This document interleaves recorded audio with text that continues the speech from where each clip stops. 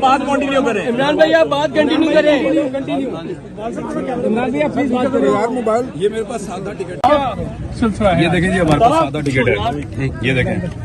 और ये 2500 रुपए वाला टिकट है, ये वीआईपी भी नहीं है। तो हम मैच देखने के लिए आए थे। हमारे कुछ दोस्तों ने सॉलिडेरिटी शो करने के लिए अरशद भाई के मास्क भी बनवा लिए। इससे पहले हमने स्टेडियम में बहुत सारी चीजें ऐसी होती देखी है, बेशुमार दफा देखी है। हमने देखा है कि पॉलिटिकल पार्टी के लीडर की, नवाज शरीफ की, बहुत सारे लोगों की फोटो स्टेडियम के अंदर अक्सर देखी। तो हमने ये सोचा कि शहीद है अरशद शरीफ, और इसके लिए भी नौजवान सॉलिडेरिटी के लिए आए, तो अच्छी बात है। हम जब मैच देखने जा रहे थे, पुलिस ने बुलवाया और उन्होंने बुलवाकर कहा जी कि अब हम आपको वीआईपी रास्ते से लेकर जाना चाहते हैं। हमने कहा नॉर्मल रास्ते से जा रहे हैं। उन्होंने कहा एसपी साहब आ रहे हैं, थोड़ा वेट कर लें। उसके बाद उनका एसपी आया, पुलिस आई, उन्होंने हमें मना किया कि आप अंदर नहीं जा सकते। और उसके बाद उन्होंने हमारे साथ जो लड़के